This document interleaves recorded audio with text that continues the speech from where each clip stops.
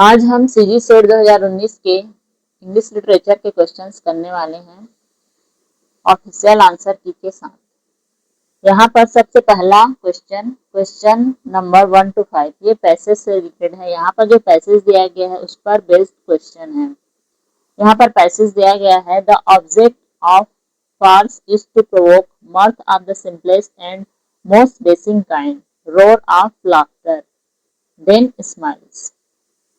It is a matter therefore of humor rather than wit. It is associated with burlesque thought. It must be distinguished from burlesque with clowning, buffoonery, slapstick and knockout. It is a low comedy. The basic element of farce are exaggerated physical action, exaggeration of character and situation, absurd situation, and improbable events, and surprises in form of unexpected appearance and disclosure. In farce, character and dialogue are nearly always subservient to plot and situation. The plot is usually complex. तो ये यहाँ पर passage दिया गया है और इस पर बेस्ड नीचे क्वेश्चन दिए गए हैं। तो पहला क्वेश्चन है, low comedy can be distinguished as having the following characteristics. तो पैसेज को पढ़ने के बाद लो कॉमेडी क्या क्या होता है यहाँ पर बताना है। तो लो कॉमेडी में बुफनरी स्लैपस्टिक है, feel of laughter, row or of laughter दिया गया है तो ए होगा। इनकॉन्ग्रुअस प्लॉट, एग्जैगरेटेड एक्शन, ये भी सही होगा। हाई सीरियस स्माइल, तो रेदर देन स्माइल कहा गया है, मतलब यहाँ पर स्माइल नहीं होगा। With control exchange of dialogue, तो ये नहीं होगा। Complex plot with surprise and disclosure, तो ऊपर हमने पढ़ा है कि कॉम्प्लेक्स प्लॉट विद सरप्राइज ये भी है, मतलब ए बी और डी तीनों ही होंगे, यानी ऑप्शन सी यहाँ पर सही उत्तर हो जाएगा। According to the passage, farce are low comedy, roar of laughter rather than subtle smile, तो ये स्टेटमेंट सी इसीलिए यहाँ पर गलत हो जाएगा। It includes exaggerated actions, complex plot, तो ऑप्शन सी यहाँ पर सही उत्तर हो जाएगा। Next question, in a farce the most important elements are. Most important element क्या होता है फार्स में? तो फार्स में जो मोस्ट इंपॉर्टेंट एलिमेंट होता है वो होता है only plot and situation. The passage explicitly states in farce character and dialogue are nearly always subservient। यहाँ पर जो कैरेक्टर और डायलॉग होते हैं वो हमेशा कम होंगे प्लॉट और सिचुएशन से, तो प्लॉट और सिचुएशन हमेशा अबो रहेगा कैरेक्टर और डायलॉग से, तो ऑप्शन सी यहाँ पर सही उत्तर हो जाएगा।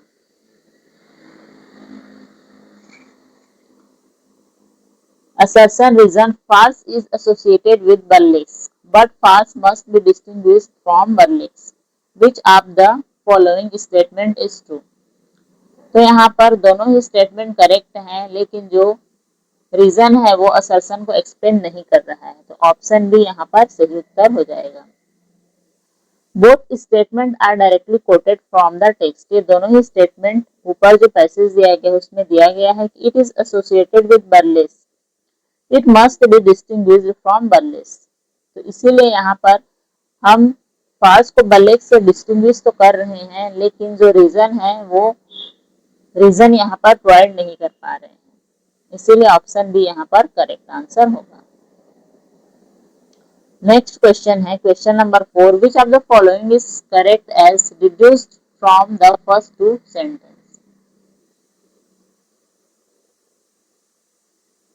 तो इसका सही आंसर होगा, farce is intended only to evoke load of laughter for all, तो ऑप्शन डी यहाँ पर करेक्ट आंसर हो जाएगा। Farce is intended only to evoke load of laughter. जो पैसेज है उसमें शुरू के 2 लाइन में दिया गया है, the object of farce is to provoke mirth of the simplest and most basic kind, roar of laughter then smile, it is matter therefore of humour rather than wit, तो इसीलिए यहाँ पर जो सोल प्राइमरी फंक्शन है फार्स का वो सिर्फ और सिर्फ लाफ्टर है, डायडेक्टिज्म या इंटेलेक्चुअल विट नहीं है। नेक्स्ट क्वेश्चन है, a farce draws its success from. जो फार्स है वो अपना सक्सेस कहाँ से गेन करता है? Absurd plot with fantastic events, exaggerated actions, तो ये दोनों ही सही है। प्लॉट और exaggerated actions। तो ऑप्शन सी यहाँ पर सही उत्तर हो जाएगा। जो पैसेज है वहां पर साफ साफ कहा गया है कि physical action, absurd situation, improbable events और अनएक्सपेक्टेड अपीयरेंस ये सारे ही फंडामेंटल एलिमेंट्स होते हैं फार्स के।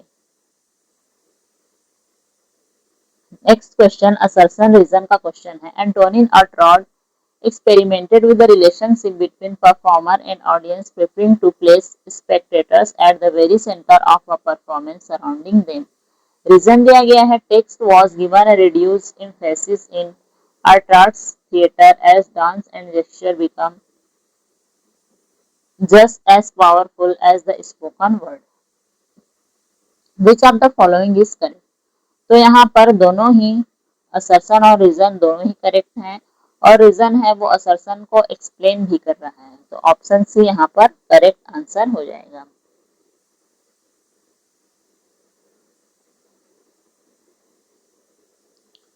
जो एंटोनिन आर्टाड है उन्होंने थिएटर ऑफ क्रुएलिटी से रिलेटेड है। यहाँ इन्होंने जो एक्टर और ऑडियंस के बीच बैरियर है उसे तोड़ने की कोशिश की थी। उन्होंने ऑडियंस को सेंटर पर रखा था, surrounding them with sensory non verbal spectral जैसे कि जेस्चर, साउंड और डांस। सिर्फ प्राइमरी और लिटरली टेक्स्ट पर बेस ना करके उन्होंने ऑडियंस को सेंटर पर रखा था। Next question, question number 7। Match the following characters in the Greek place they appear in. यहाँ पर जो फ्रॉग नहीं जो कैरेक्टर है वो अपीयर हुए हैं उन्हें मैच करना है। जो कास्टा कौन से प्ले में अपीयर हुआ है? इजियस कौन से प्ले में अपीयर हुआ है? डायनोसियस और मेनेलॉस।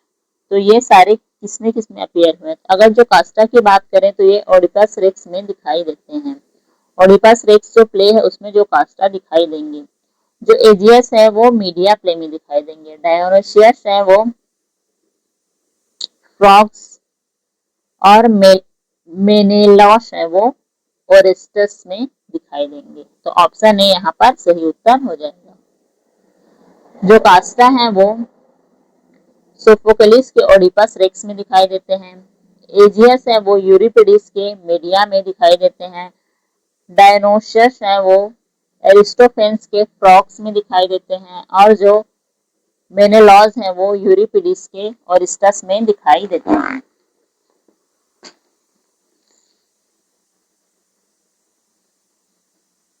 नेक्स्ट क्वेश्चन देखते हैं। Macbeth's immediate reaction to the news the queen my lord is dead was. तो उसका इमीडिएट रिएक्शन होता है she should have died hereafter. ये जो सीन है वो मैकबथ के एक्ट 5 सीन 5 में दिखाई देता है। जो लेडी मैकबथ का डेथ का न्यूज आता है तो मैकबथ अपना यहाँ पर जो रिएक्शन देने के लिए जो यहाँ पर शोले लकी बोलता है वो कहता है कि she should have died there after, there would have been a time for such a word. तो इसीलिए ऑप्शन बी यहाँ पर सही उत्तर हो जाएगा। नेक्स्ट है punishment that befalls a tragic hero is called. Tragic hero का जो फॉल होता है पनिशमेंट के कारण तो उसके लिए कौन सा वर्ड यूज किया जाता है? तो यहाँ पर निमेसिस यूज किया जाता है। क्लासिकल ट्रेजेडी में जो निमेसिस होता है वह रिफर करता है inescapable punishment or retribution that overtakes a character often as direct result of their hubris. जो उनका एक्सेसिव प्राइड होता है उसके कारण उनके पनिशमेंट के रूप में जो उनका ट्रेजिक फॉल होता है उसे निमेसिस कहा जाता है। नेक्स्ट क्वेश्चन है question number 10। Match the following characters and the Sanskrit play they appear in. यहाँ पर संस्कृत के जो प्ले हैं यहाँ पर संस्कृत के प्ले दिए गए हैं और कैरेक्टर दिए गए हैं वो किसमें अपीयर होते हैं उसे मैच करना है।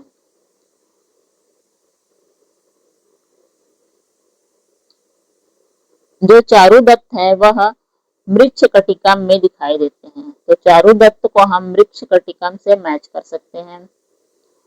जो उदयन है वह रत्नावली में दिखाई देंगे तो उदयन को रत्नावली से मैच करते हैं। मकरंद हैं वो मालती माधव में दिखाई देंगे और जो कर्ण हैं वो अभिज्ञान शाकुंतलम में दिखाई देंगे। तो इस तरह सही उत्तर ऑप्शन डी हो जाएगा। जो ऋषि कर्ण हैं वो शकुंतला के फोस्टर फादर होते हैं। ये अभिज्ञान शाकुंतलम में दिखाई देंगे। जो चारुदत्त है वह नोबल मर्चेंट होता है शूद्रक की मृच्छकटिका में। जो किंग उदयन है वो प्रोटैगनिस्ट हैं हर्ष के रत्नावली में। जो मकरंद है वह मालती माधव भवभूति का जो वर्क है मालती माधव, इसमें माधव के फ्रेंड होते हैं मकरंद। नेक्स्ट है पैसेज पर बेस्ड क्वेश्चन है। इस पैसेज को आप वीडियो को पॉज करके पढ़ सकते हैं, फिर इस पर जो बेस्ड क्वेश्चन है उन्हें हम देखते हैं। पहला क्वेश्चन है in modern parlance referential use of language. Referential use of language में क्या आएगा? तो रेफरेंशियल यूज ऑफ लैंग्वेज में आएगा how signs are used to refer to certain items. ये जो पैसेज है इसमें इयान वॉट ने जो उनका नॉवेल है द राइज ऑफ द जो उनका वर्क है the rise of the novel linguistic and literary theory का वर्क है, इसमें उन्होंने रेफरेंशियल लैंग्वेज यूज को बताया है कि signs primarily to denote specific external object entities and empirical details rather than decorative poetic imagery.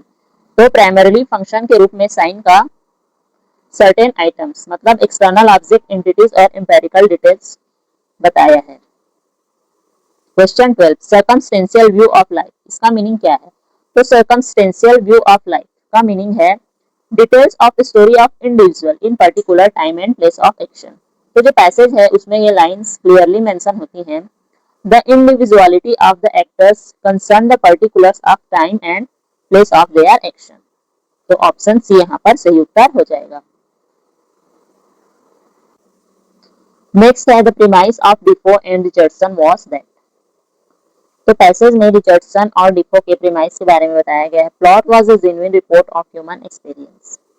Passage में कहा गया है कि जो डिफो और रिचर्डसन है novel is a full and authentic report of human experience.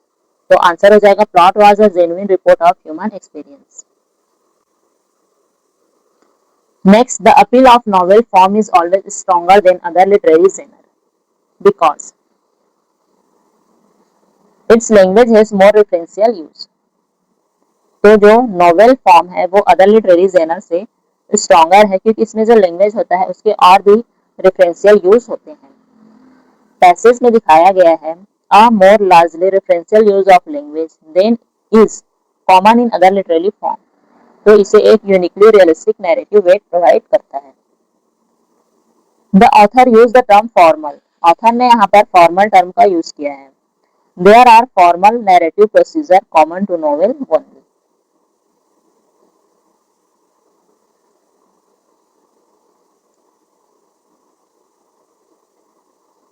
Match the following writers with their stories. यहाँ पर जो राइटर हैं उन्हें उनके वर्क के साथ मैच करना है।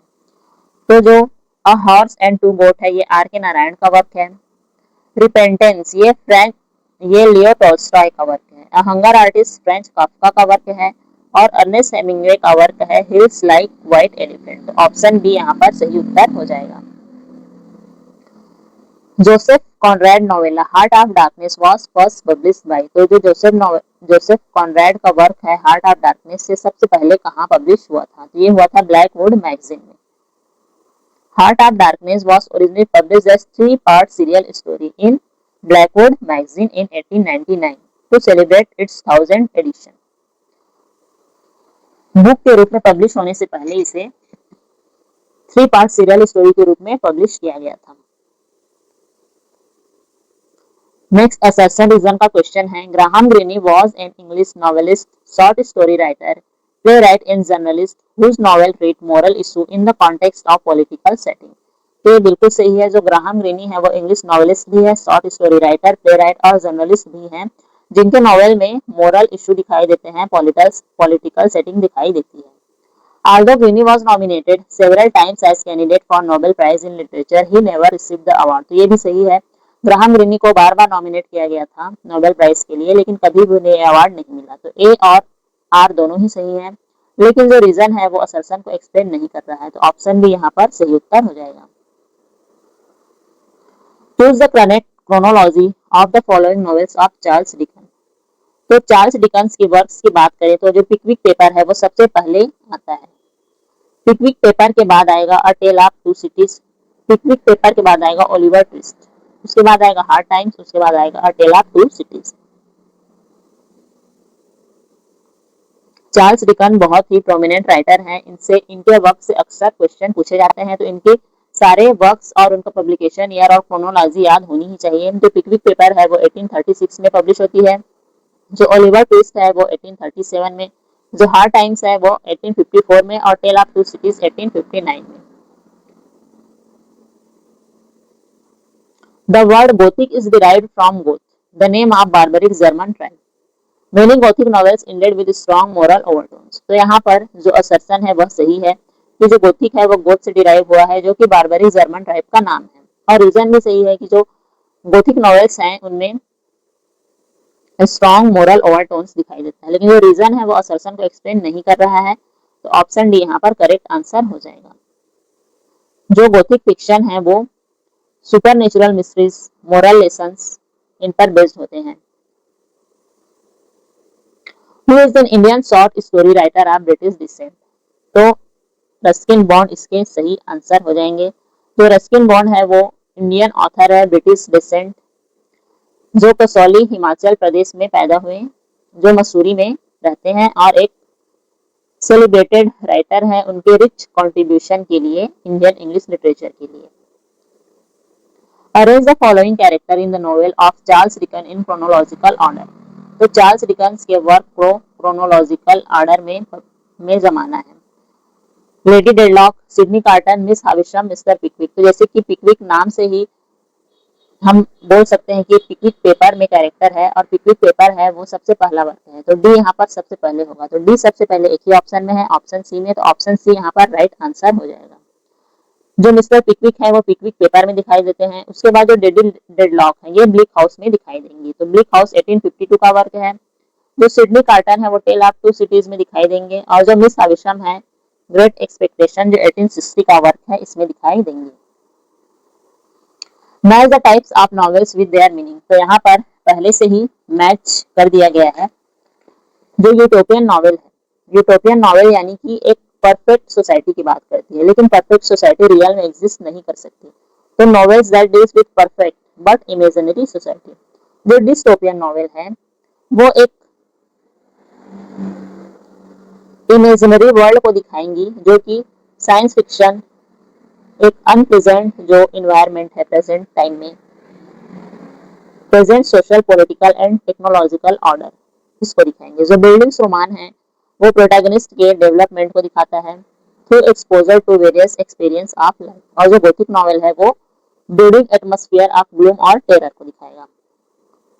तो इस तरीके से यहाँ आंसर हो जाएगा, ए का 4, बी का 3, सी का 1, डी का 2। नेक्स्ट क्वेश्चन है, in England the novel as a popular literary form was born in the 18th century. तो नॉवेल 18th सेंचुरी में पॉपुलर हुआ, तो ये बिल्कुल सही है। There was a gradual erosion of patronage system in England, तो ये भी सही है, लेकिन ये सही एक्सप्लेन नहीं कर रही है। नॉवेल पॉपुलर हुआ, लेकिन सिर्फ एक यही कारण नहीं है कि जो पैट्रोनेज सिस्टम, और भी बहुत सारे कारण हैं। एरिस्टोटेट पैट्रोनेज का डिक्लाइन हुआ, और जो राइटर हैं वो सिर्फ और सिर्फ कॉमर्शियल पब्लिशिंग पर डिपेंड होने लगे। तो इस तरीके से हम यहाँ पर एक्सप्लेनेशन को भी करेक्ट ले सकते हैं। हालांकि यही एक रीजन नहीं रहा नॉवेल की पॉपुलैरिटी के लिए, जो प्रिंट मीडिया है उसका ग्रोथ हुआ, और जो ट्रांसपोर्ट है वो भी, ट्रांसपोर्ट का भी प्रचलन बढ़ा, तो जो नॉवेल्स है वो एक जगह से दूसरे जगह इजीली ट्रांसपोर्ट होने लगी, तो इसके कारण भी नॉवेल पॉपुलराइज हुआ।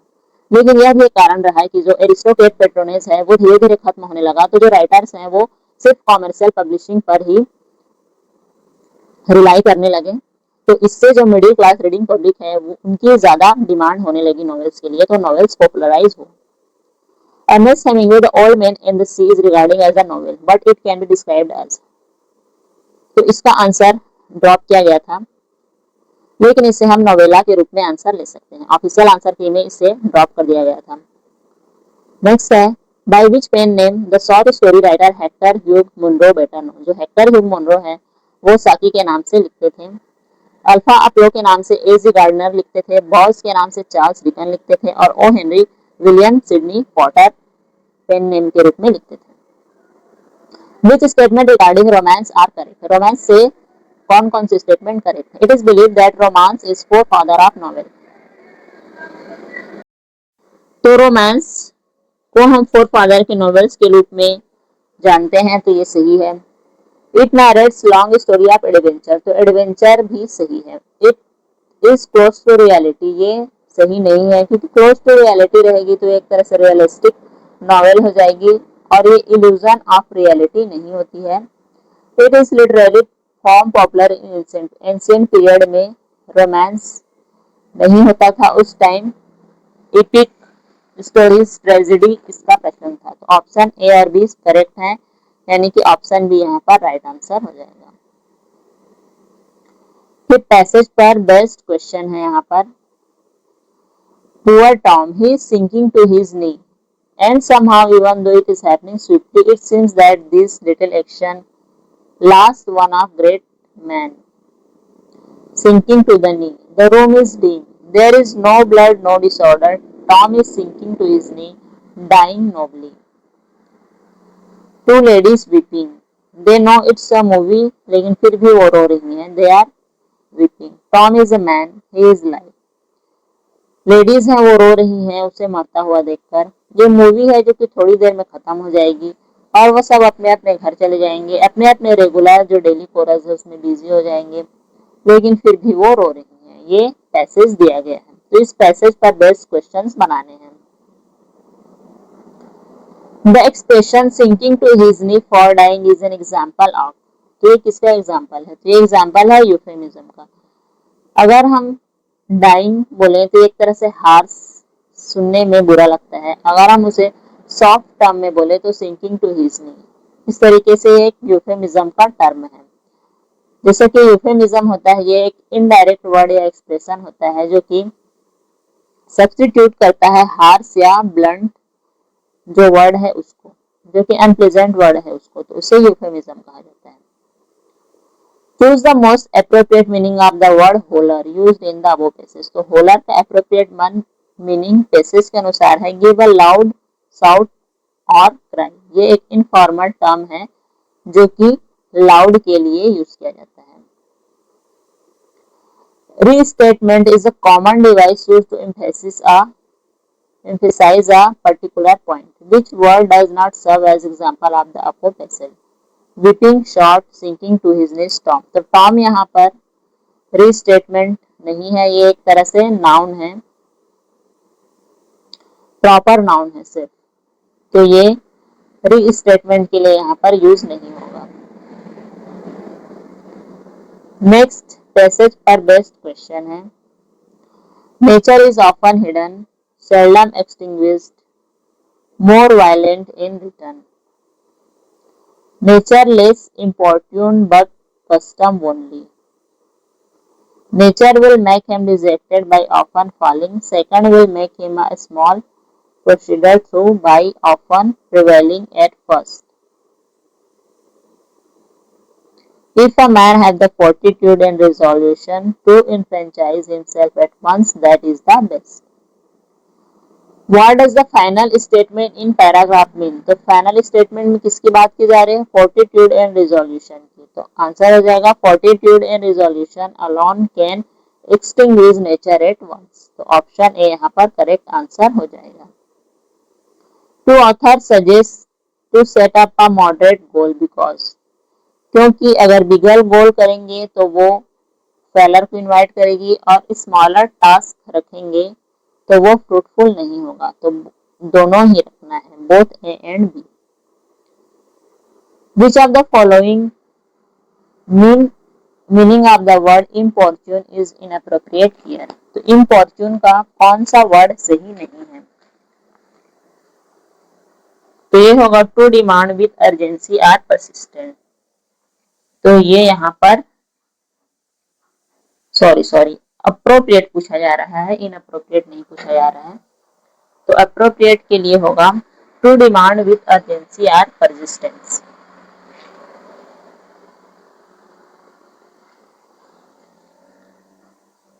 Next is which of the following statement is true. कौन सा स्टेटमेंट ट्रू है?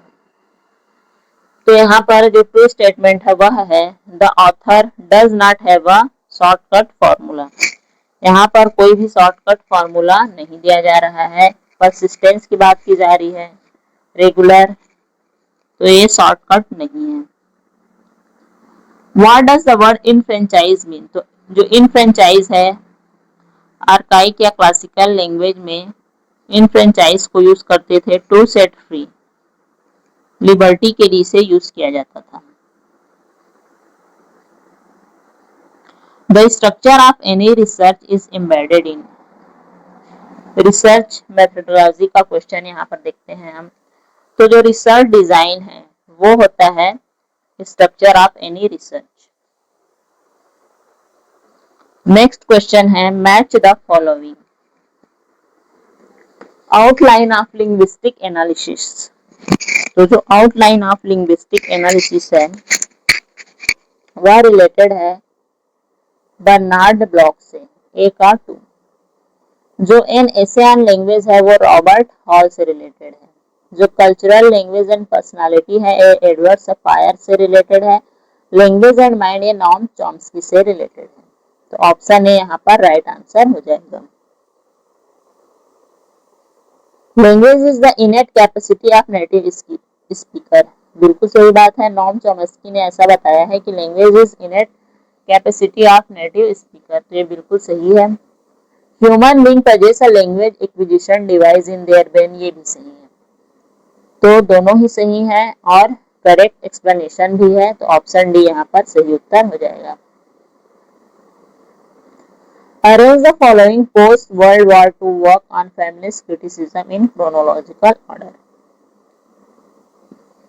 तो यहाँ पर आंसर पहले से ही जमा के दे दिया गया है। द सेकेंड सेक्स 1949 का वर्क है। Feminist criticism in the wilderness ये 1981 का वर्क है। थिंकिंग अबाउट वुमन ये 1968 का वर्क है। तो ए के बाद सी आ जाएगा, फिर भी आएगा। फिर सेक्सुअल या टेक्सुअल पॉलिटिक्स है वो 1985 का वर्क है तोराल मोई का। तो ये लास्ट में आएगा। तो ऑप्शन ए यहाँ पर सही उत्तर हो जाएगा।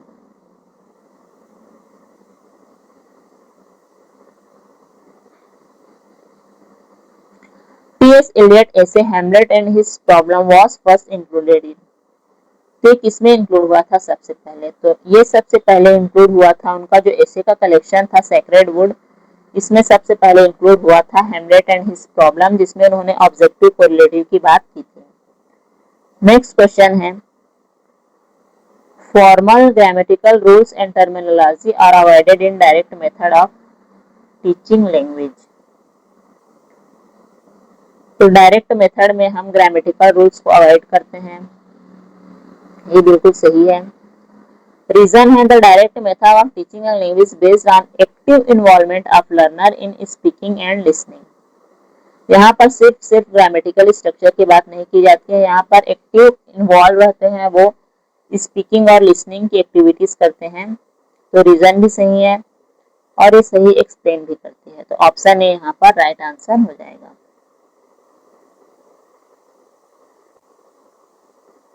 नेक्स्ट है what are the components of romantic epistemology amongst the following. The active projective view of human self or mind, distrust of reason, the inspiration to create came from the muses, individualism। तो romantic epistemology में कौन कौन से आएंगे? तो इसमें आ जाएगा active projective view of human self or mind, distrust of reason भी आ जाएगा और इंडिविजुअलिज्म भी आ जाएगा। सिर्फ ऑप्शन सी नहीं आएगा। तो ऑप्शन ए यहाँ पर राइट आंसर हो जाएगा। Romantic epistemology emphasize the mind as an active, expressive and projective agent. M H Abraham में ऐसा दिया गया है। एमएच अब्राहम्स का जो the Mirror and the Lamp है उसमें ये लाइन्स आई हैं। Romantic epistemology emphasize the mind as an active, expressive and projective agent. Placed individual imagination and emotion above cold rationalism and celebrated subjective individualism internal creative imagination के रूप में है, ना कि सिर्फ क्लासिकल डिवाइन म्यूजिक के रूप में। तो इसीलिए ऑप्शन सी यहाँ पर इनकरेक्ट है, बाकी सारे करेक्ट है। क्वेश्चन 43